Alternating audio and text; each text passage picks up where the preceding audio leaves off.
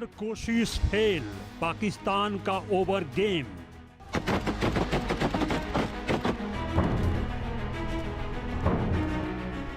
ना पैसा ना इज्जत, बेकार की हुई फजीहत।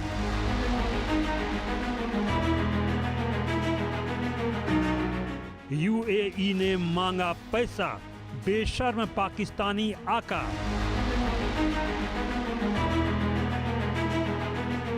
अमेरिका का चक्कर, शहबाज हुए घन चक्कर।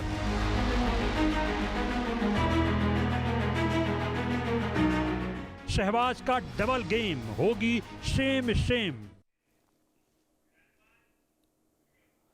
तो चलिए शुरू करते हैं आंकड़े हमारे फैसला आपका। ग्वादर जिसे कि पाकिस्तान, जी हां, जिसे कि पाकिस्तान में एक खास जगह माना जाता है, जो कि अपने आर्थिक भविष्य की चाबी भी मानता है, आज उसी के आसपास असुरक्षा की लहरें उठ रही है।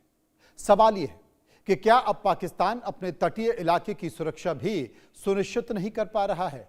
क्या बलूचिस्तान का संघर्ष अब नए और ज्यादा खतरनाक चरण में प्रवेश कर चुका है? लेकिन कहानी सिर्फ सुरक्षा तक सीमित नहीं है।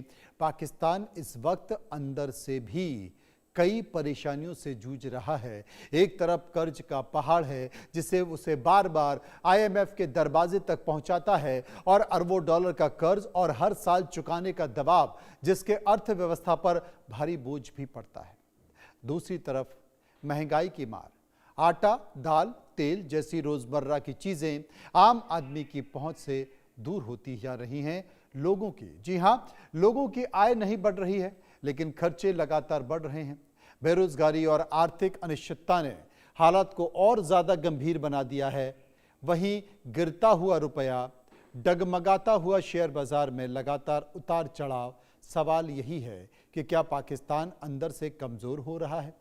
क्या आर्थिक संकट और सुरक्षा खतरे मिलकर देश को अस्थिरता की ओर धकेल रहे हैं?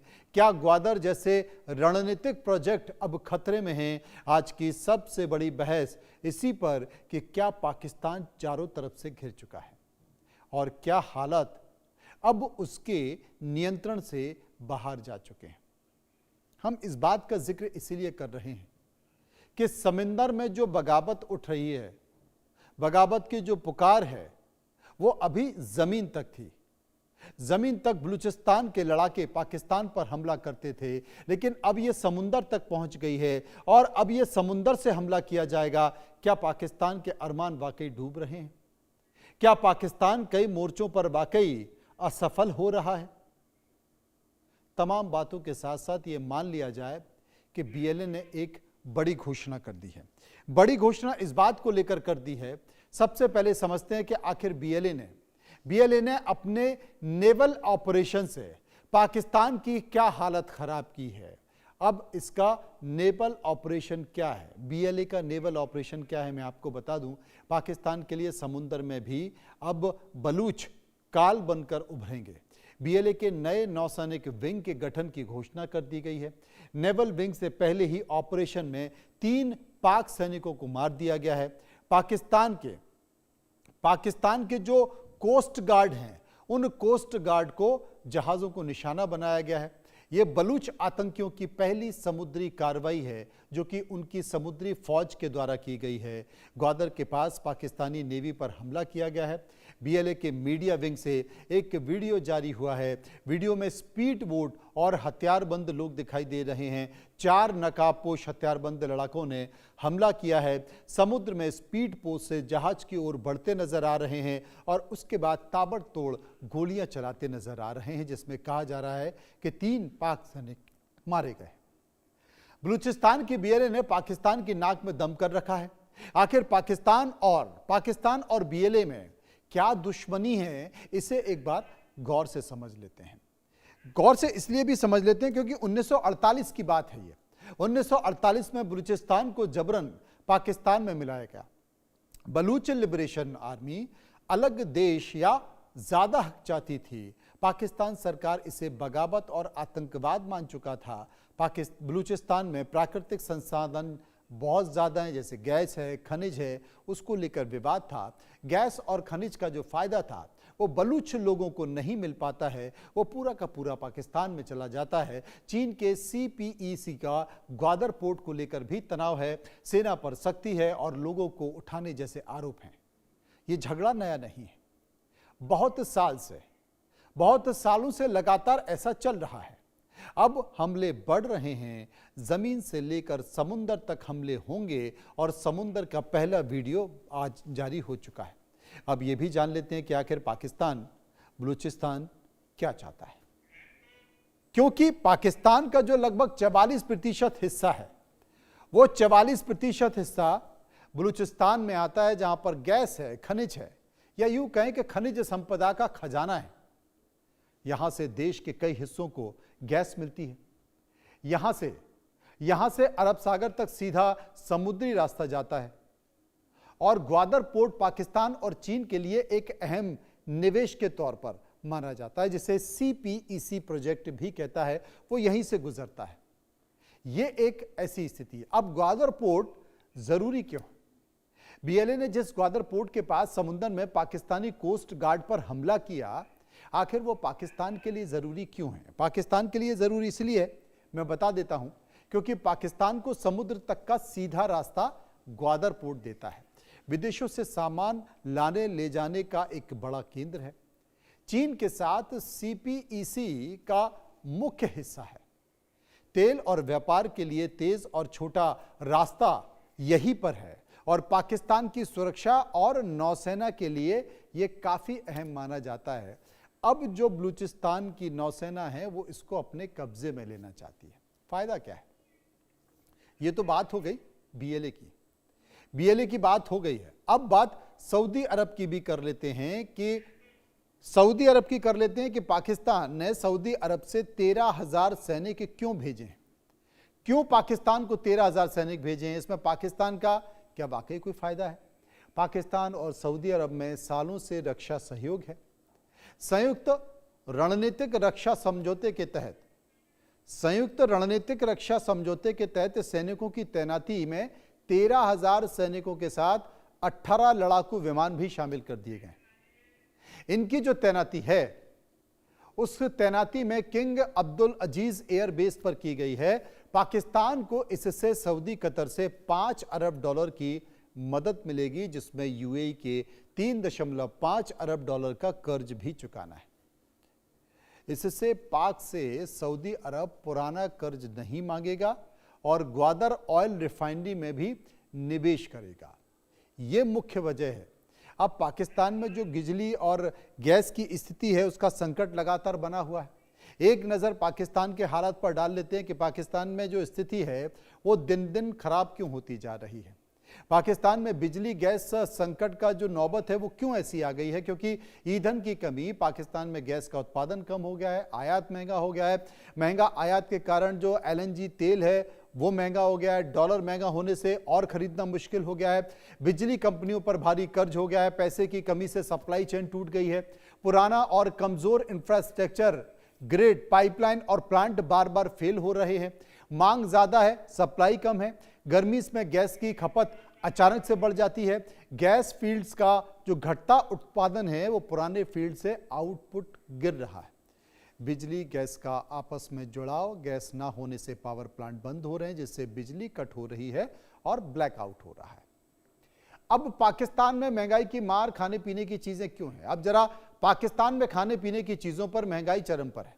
एक नजर इस पर भी डाल देते हैं। दूध की स्थिति क्या है? 265 से 400 रुपए किलो।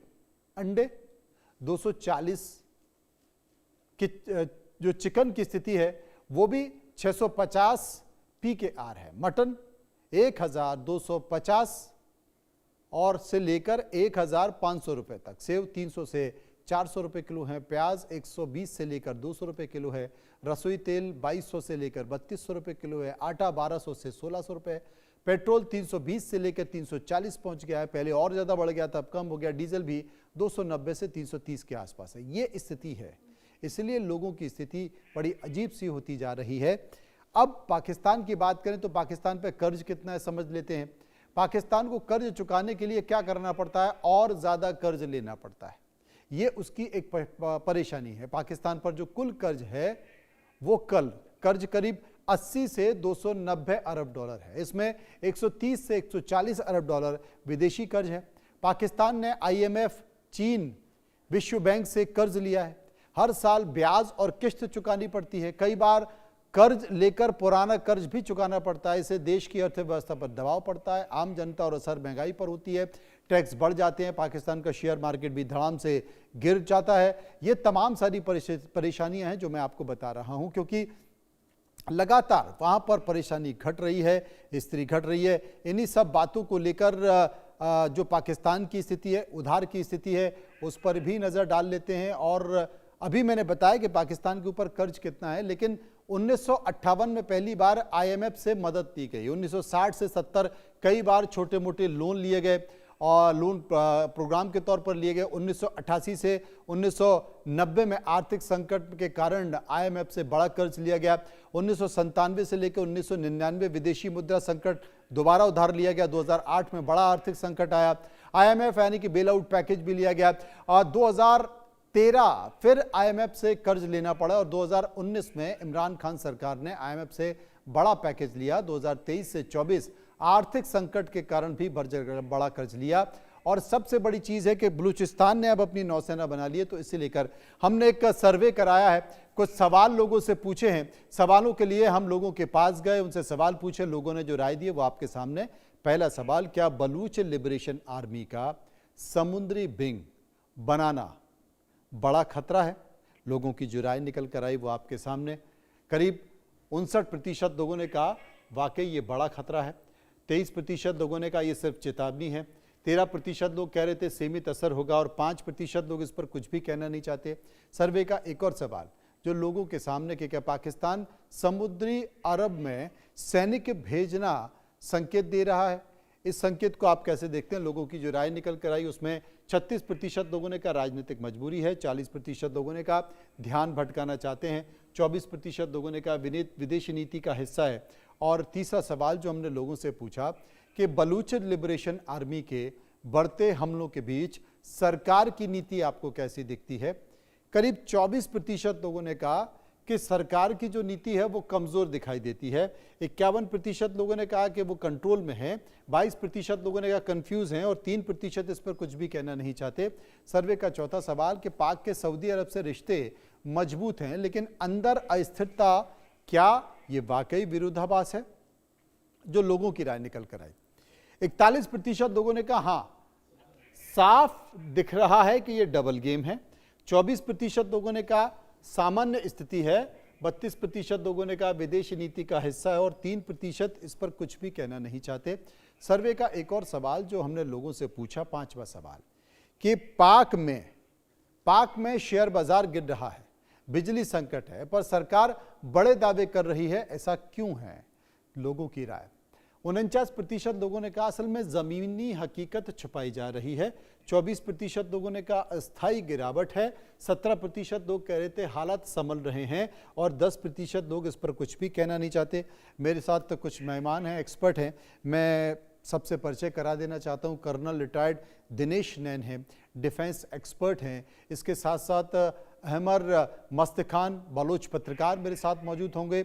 श्रुति दास गुप्ता विदेशी मामलों की जानकार मेरे साथ मौजूद होंगे और शना हाशमी मेरे साथ मौजूद होंगी। सबसे पहले मैं श्रुति दास के पास चलूँगा। श्रुति जी, मैं देख रहा हूँ कि अगर अप्रत्यक्ष तौर पर देखा जाए तो ईरान मात दे रहा है हॉर्मुज के कारण, पूरे दुनिया परेशान है। अब यहाँ बलूचिस्तान ने भी अपनी एक नेवी बना ली है, अब वो भी उसी ग्वादर पोर्ट के साथ, क्योंकि बड़ा महत्वपूर्ण हिस्सा है, वो भी कहीं ईरान की तरह हॉर्मुज की तरह प्लान तो नहीं कर रहा कि अगर मैं इसको अपने हिसाब से कब्जा कर लूँ या यहाँ पर हस्तक्षेप बढ़ा दूँ तो शायद मेरी उपस्थिति ठीक ठाक हो जाएगी और मुझे दूसरे लोगों का सपोर्ट मिल जाएगा, मैं मजबूत हो जाऊँगा, पाकिस्तान को परेशान कर सकता हूँ। देखिए, बलूचिस्तान के जो इंडिपेंडेंस फाइटर्स हैं उनकी एक स्ट्रैटेजी ग्वादर पोर्ट के एरिया को लेकर काफी टाइम से है। उनकी जो मेन शिकायत ये है कि जब वहां पे ग्वादर पोर्ट बनाया जाता था, और इनफैक्ट रिसेंटली जो मैंने सुनने में आया, इसके एग्जैक्ट प्रूफ्स नहीं है पर जो ओपन सोर्स में पता है हमें, कि चाइनीज PLA वहां डिप्लॉय हुई है अपने एसेट्स को प्रोटेक्ट करने के लिए, बिकॉज वहां पे इंसर्जेंसी लेवल्स जो है वो पाकिस्तान की आर्मी नहीं कंट्रोल कर पा रही थी। तो उसके लिए वहां पे दोबारा एक क्लियरिंग हुई है, और जिसके चलते वहां पे लोकल्स बहुत परेशान रहते हैं। उनको अगर आप जैसे कंपेयर टू आप पाकिस्तान पंजाब वाला एरिया, अगर उनके आप लिविंग स्टैंडर्ड्स कंपेयर करेंगे तो बहुत लोअर है। एजुकेशनल स्टैंडर्ड में 75% से नीचे, ज़्यादा लोग तो पढ़े लिखे नहीं हैं। उनकी कॉस्ट, उनके बेसिक एम्यूनिटीज के लिए वो तरसते और परेशान रहते हैं। तो ग्वादर वाला रीजन के अंदर जो उनके प्रॉब्लम्स चल रही हैं, ये सिर्फ पोर्ट रिलेटेड नहीं है, दूसरी भी हैं। जब वो पोर्ट में अपनी नेवी जैसी एक कुछ छोटे फाइटर्स वहां डालते हैं, उनका अटेम्प्ट यही है कि पाकिस्तान के अंदर जो ऑलरेडी इकोनॉमिक क्राइसिस जो है स्पाइरल कर रहा है, उसके अंदर अपना, और मतलब जैसे आग में आहुति देते हैं वैसे उस तरह से अपनी आहुति देना, जिससे वो और जोर से जले और किसी न किसी कारण से वो और उस एरिया में अपना डोमिनेंस बना सके। अगर आप सोच रहे हैं कि ग्वादर से उसका वो इकोनॉमिक चोकहोल्ड हो जाएगा, तो अनफॉर्चुनेटली नॉट। बट हाँ, उनका जो ये आपका सीपेक का जो उनका पूरा प्रोग्राम है, उस पर बहुत ज़्यादा सेंट्रल रोल जो है आपका ग्वादर पोर्ट का है। बट पाकिस्तान के पास दूसरे पोर्ट्स भी हैं, पसनी भी है, कराची भी है, जिसके थ्रू वो अपनी इकोनॉमी रन कर सकता है।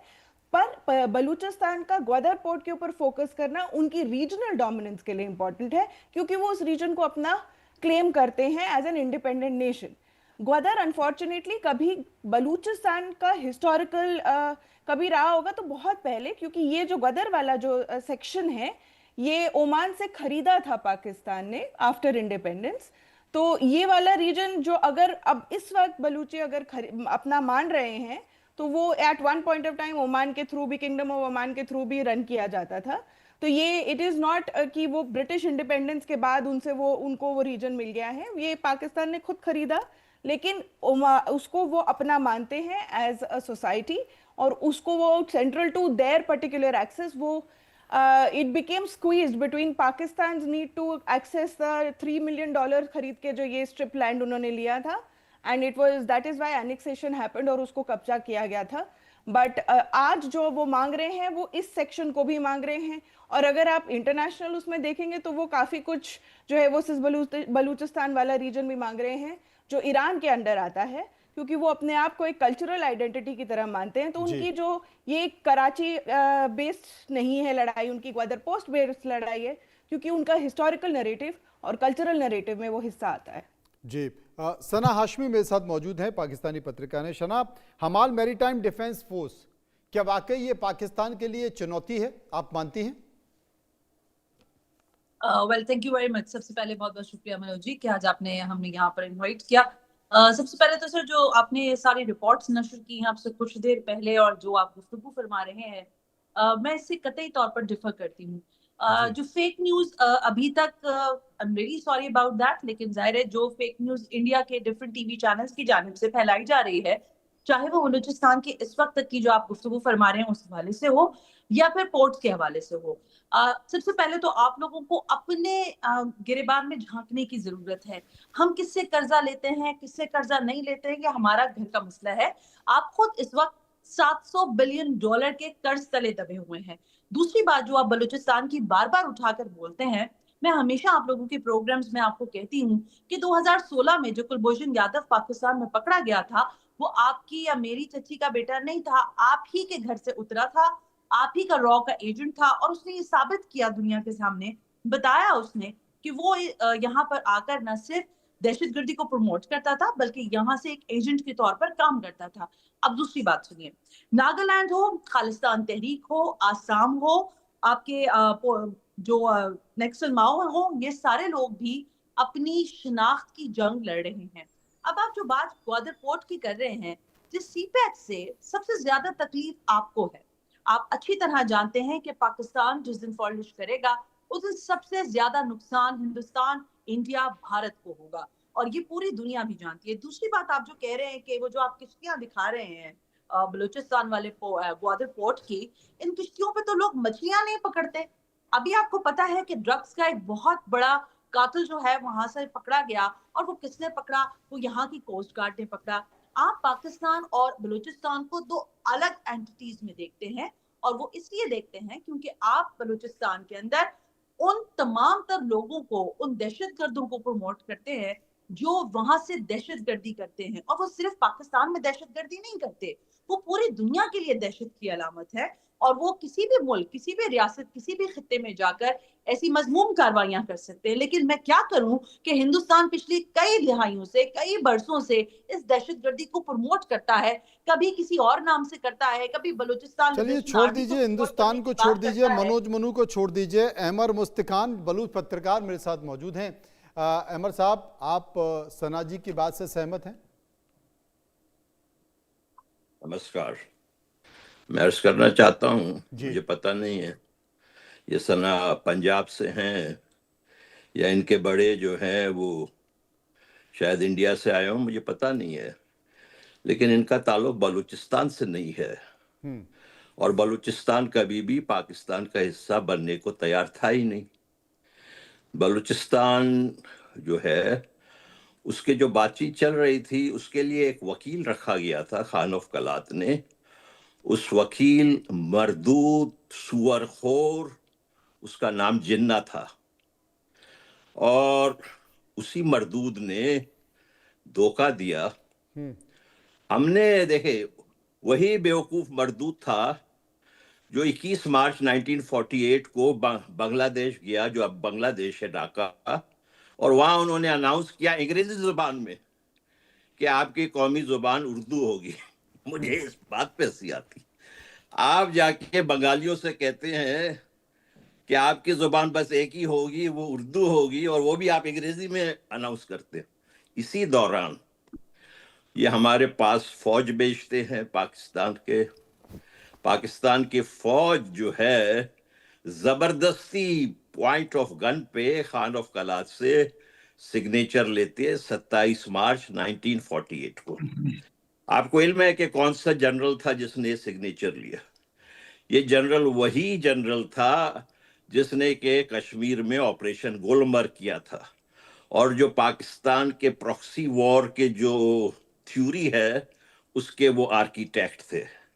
तो उन्होंने जबरदस्ती 27 मार्च को खान ऑफ कलात से सिग्नेचर लिए, और 28 मार्च को जब ये जिन्ना मौसूफ जो टीबी ज़दा मरदूद सुअरखोर जब वापस ये कराची आया तो इसने दूसरे दिन उसके ऊपर साइन किया। अभी भी डॉक्यूमेंट के ऊपर आप देख लें, ये कौन सी एग्रीमेंट है इतनी बड़ी जिसमें कि एक पार्टी ने एक दिन साइन किया है, दूसरे पार्टी ने दूसरे दिन साइन किया है। उस वक्त से आज तक हमारे बलोच किसी ना किसी तौर पे उनसे नबर आजमा रहे हैं। इन मोहतरमा को थोड़ा शर्म करना चाहिए। इनके फौज को कोई हक नहीं पहुंचता है कि हमारे घर में घुसकर हमारे बच्चियों की बेइज्जती करे, हमारे बच्चों को उठा के ले जाए, हमारे थाउजेंड्स ऑफ बच्चों को इन्होंने जबरदस्ती। प्लीज, आप जब बोल रहे थे मैंने कुछ नहीं कहा था। पाकिस्तानियों को थोड़ा सा तमीज नहीं, इनको प्लीज चुप कराएं, इनको प्लीज चुप कराएं। नहीं, आप प्लीज चुप हो, आप बात सुने, आप बात सुने प्लीज। भाई इनको क्या बोलूं, इनके मैं ये पता नहीं ISI के चैनल से मैं क्या बात करूं। बलूचिस्तान के नाम पर बाबा इन ISI टोपी पहनकर बलूचिस्तान की